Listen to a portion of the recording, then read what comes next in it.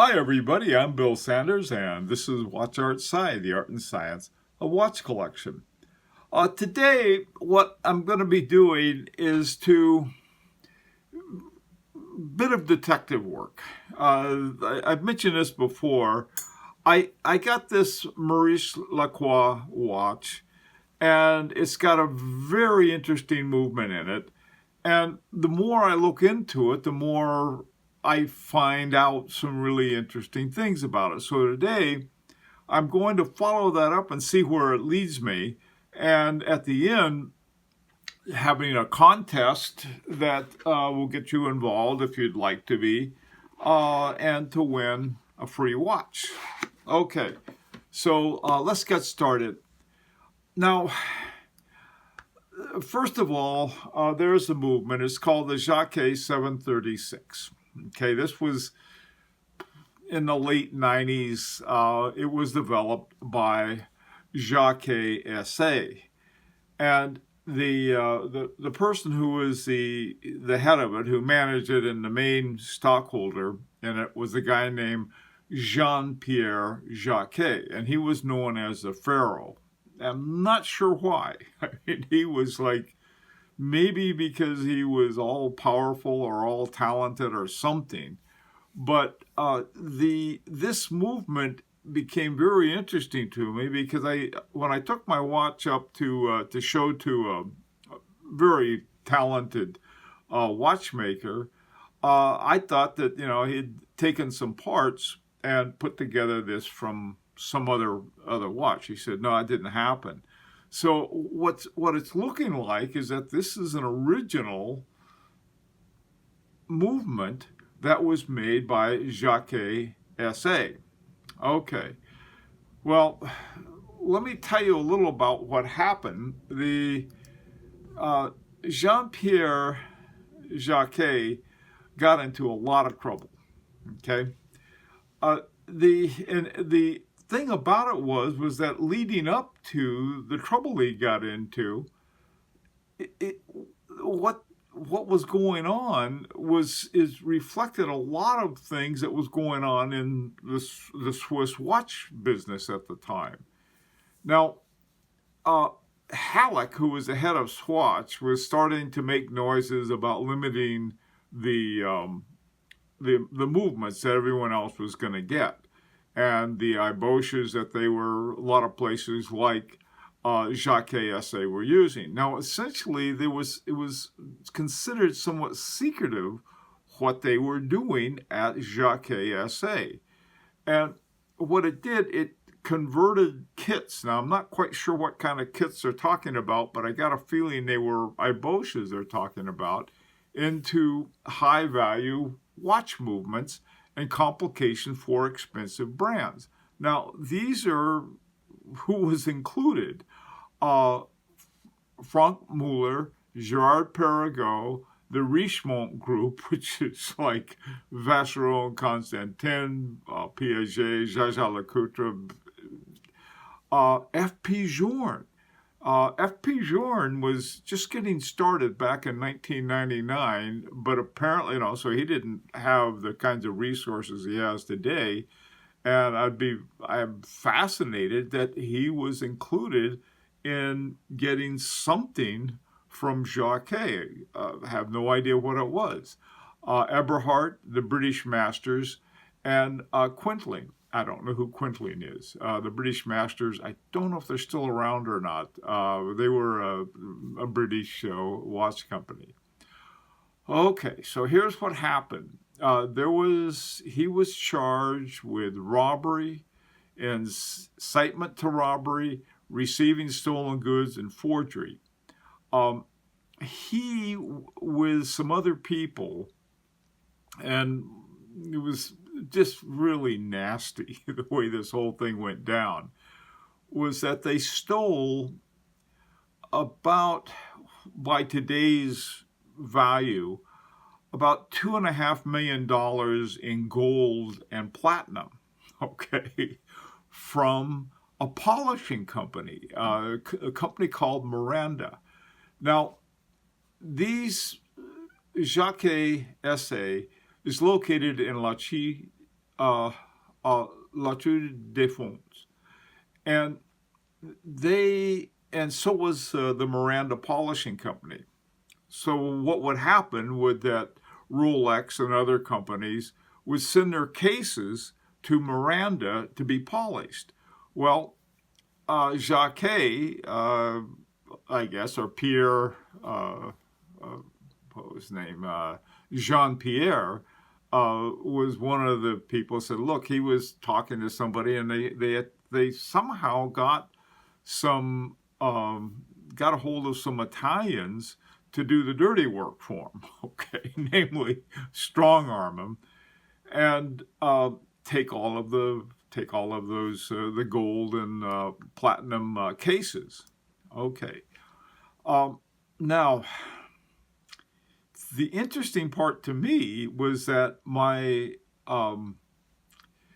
FP Journe resonance is from 2002, and I'm always wondering, well, I wonder if there were any of the parts of the case or part of the case or something that came out of this, was because it was like, you know, I was so surprised to see FP Journe mentioned as one of the clients, not of receiving stolen goods.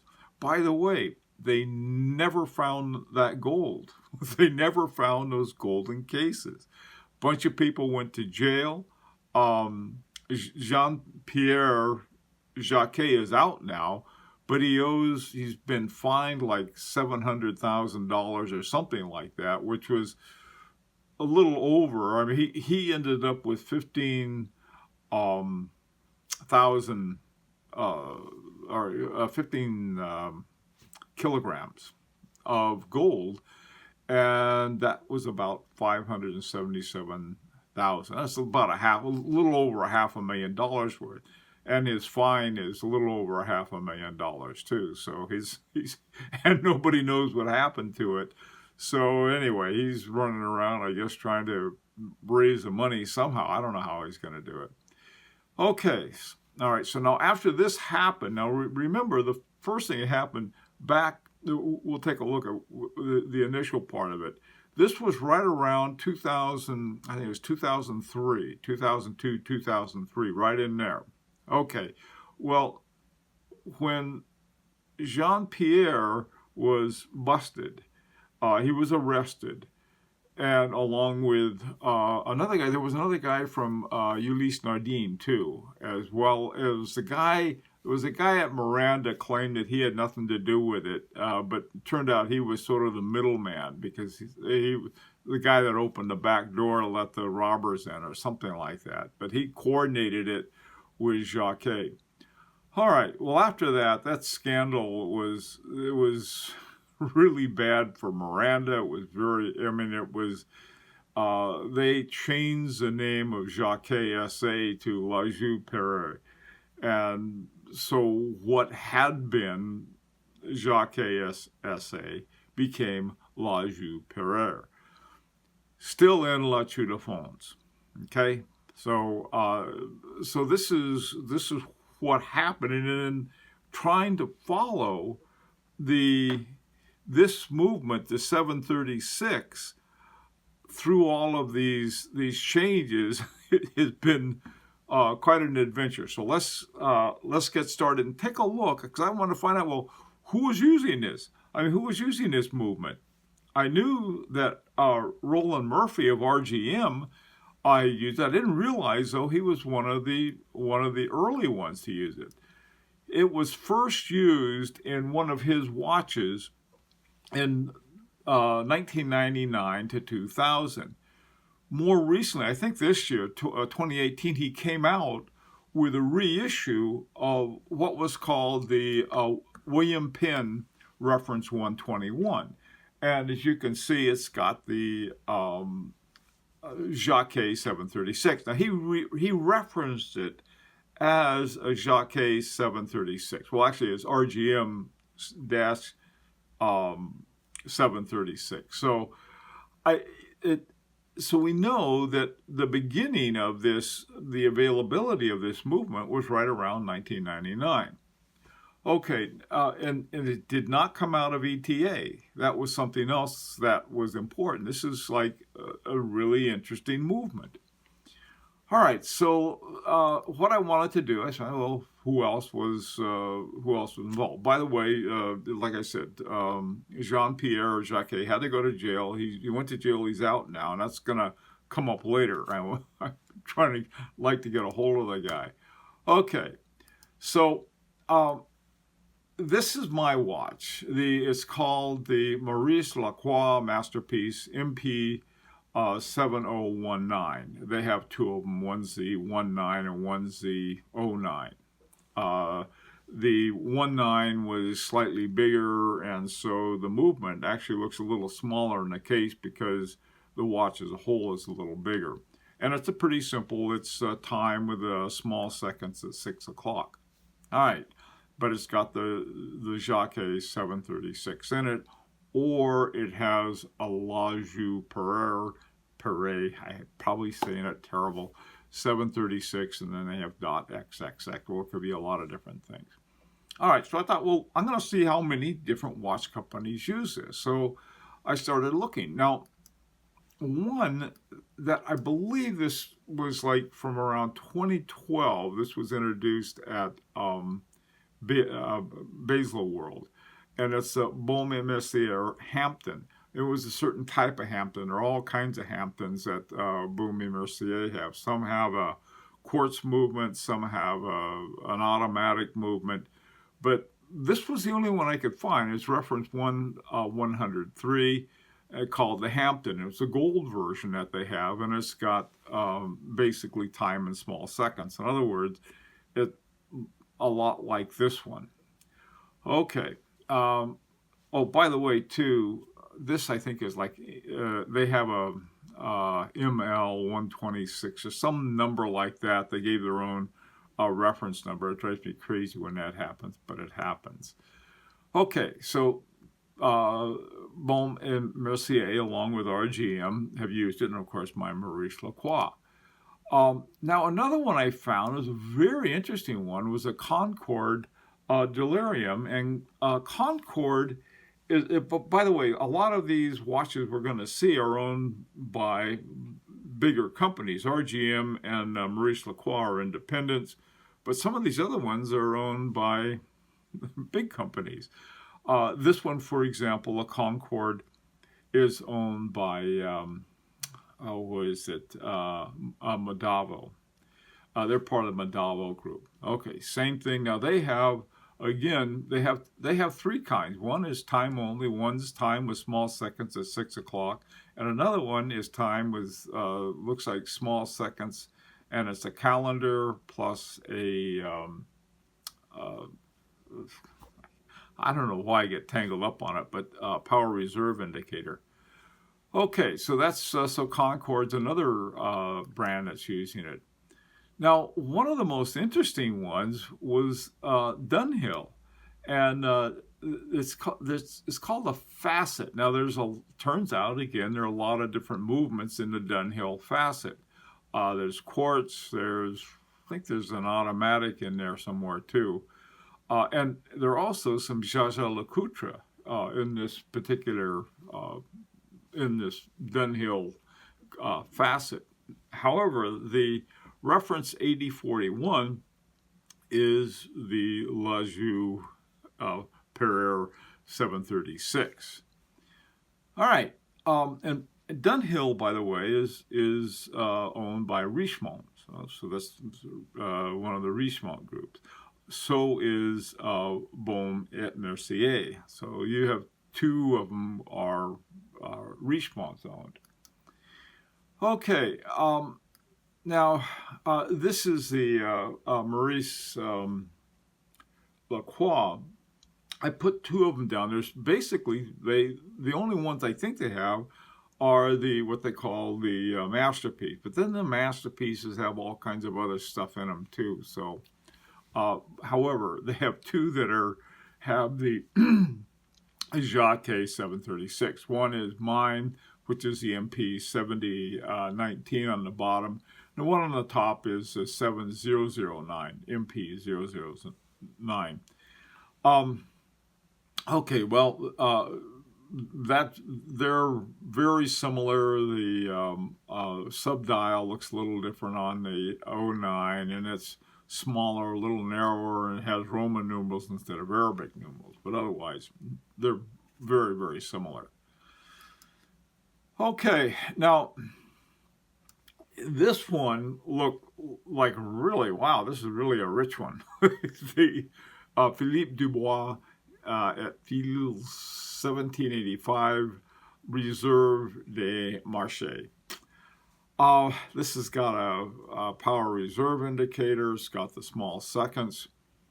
And you know, it looks a lot like the RGM model. And they have what they call the Jaquet 736.6. Not sure where they got the 0.6, but they have it.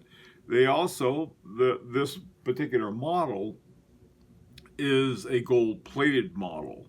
So it's not exactly what you'd call near high horology or even standard horology to some extent with that gold plating on it. But it's a good looking watch, I think. I think it's really a nice looking watch.